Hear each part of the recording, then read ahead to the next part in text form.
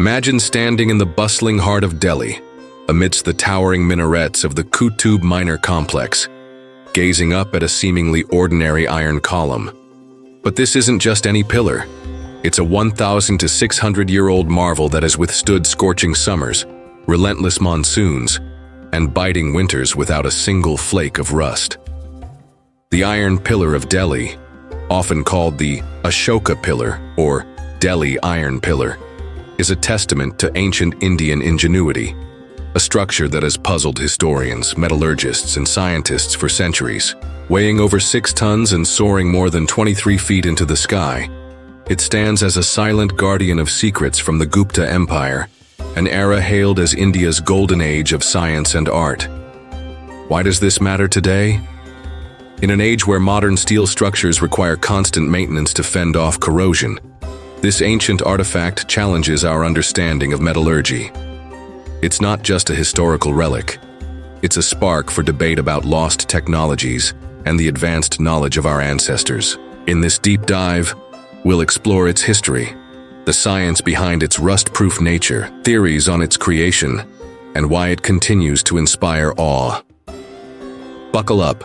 This is a journey through time, chemistry, and mystery that could reshape how you view ancient civilizations.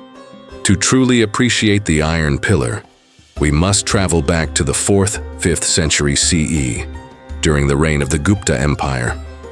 This period, often compared to the Renaissance in Europe, saw unprecedented advancements in mathematics, astronomy, medicine, and metallurgy.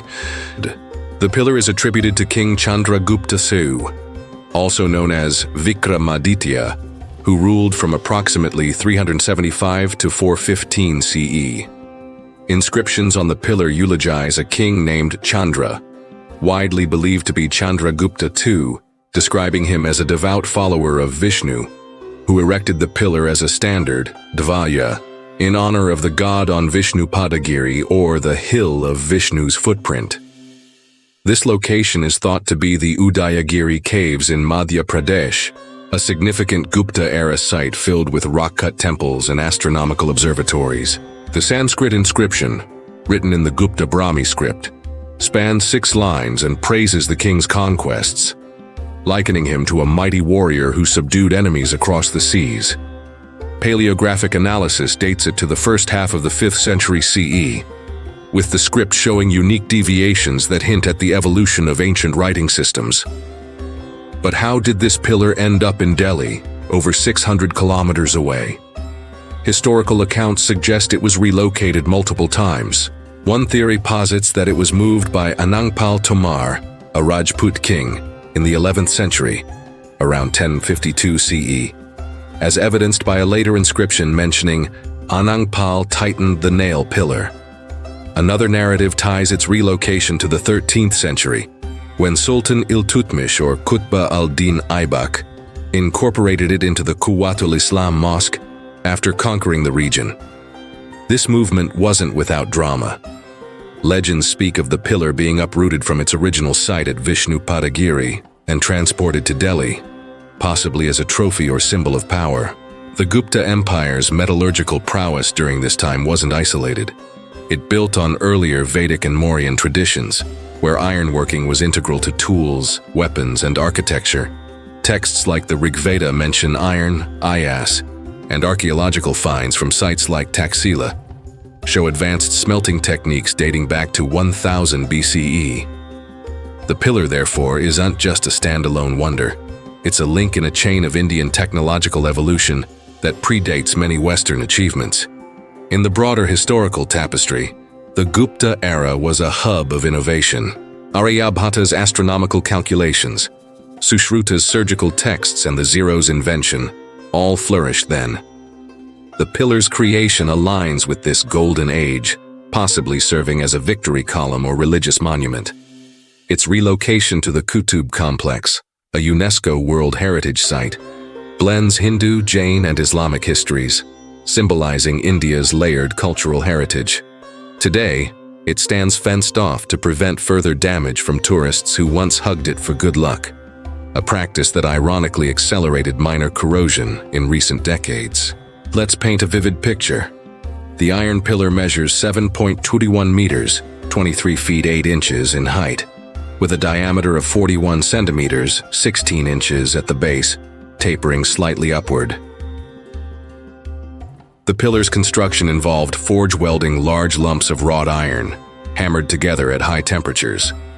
No welds are visible, showcasing seamless craftsmanship. Surface marks suggest it was lathe-turned for smoothness, a technique advanced for its time. A notable scar from a cannonball fired during Nadir Shah's 1739 invasion adds a layer of historical intrigue, proof of its resilience even against direct assault. These details make the pillar not just an object, but a story etched in metal. Diving into the science, the pillar is made of 98% wrought iron, with trace elements that set it apart. Chemical analysis reveals a carbon content of about 0.15%, phosphorus at 0.25%, and negligible sulfur and magnesium, unlike modern iron, which often includes alloys for strength. This composition was achieved through bloomery smelting, where iron ore was heated in charcoal furnaces without melting, producing spongy iron blooms that were hammered to remove slag. Ancient Indian smiths used phosphorus-rich wood like Cassia auriculata in their furnaces, incorporating high phosphorus levels naturally. This contrasts with today's blast furnaces, which minimize phosphorus to avoid brittleness.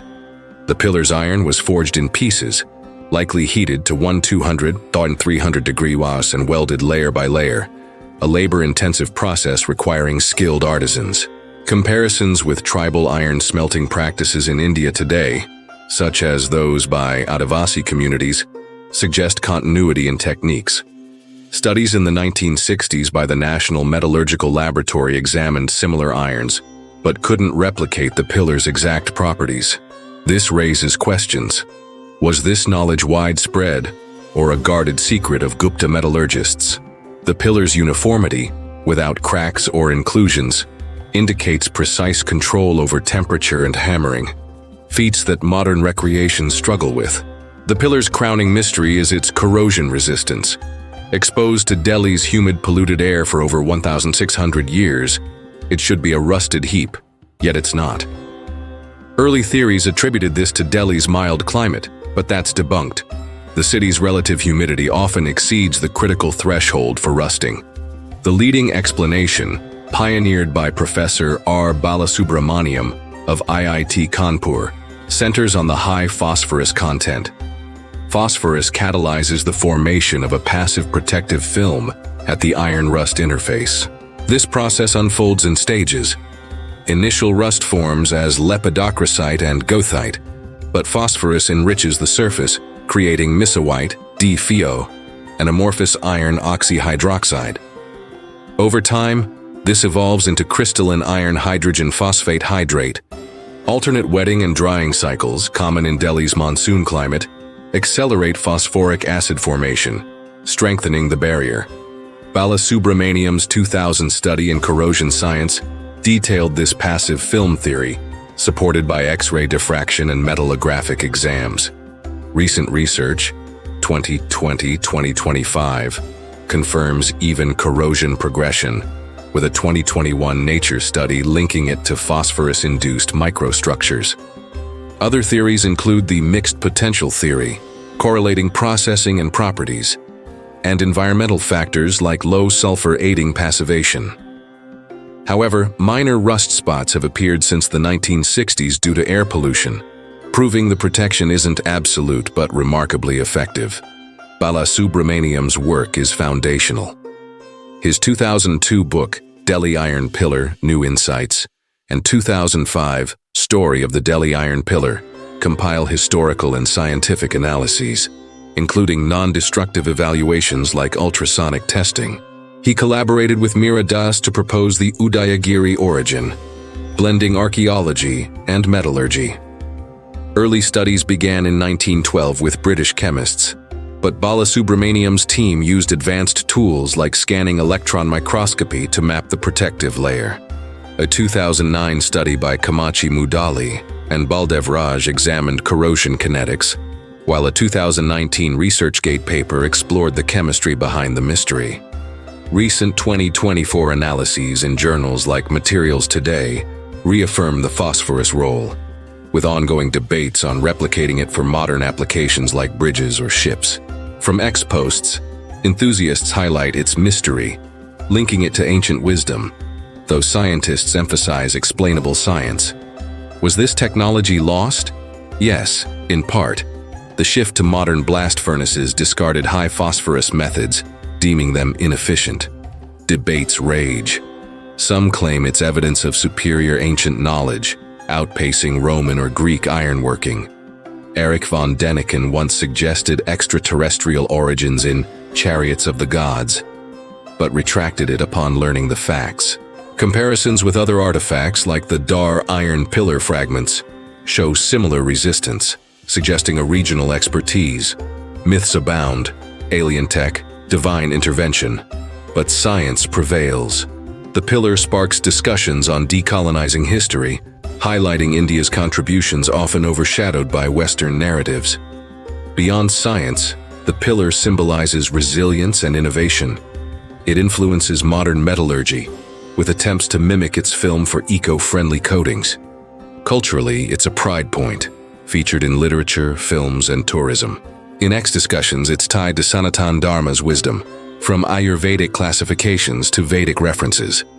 It reminds us that ancient India wasn't primitive. It was a cradle of technology. The Iron Pillar of Delhi isn't just metal. It's a bridge to our past, challenging us to rediscover lost arts. Theories point to high-phosphorus iron and a protective phosphate film, but the full how remains a puzzle.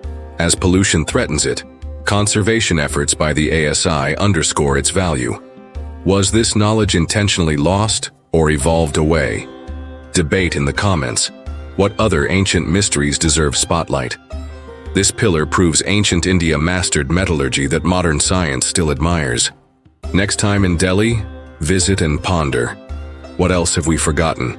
Subscribe for more historical enigmas.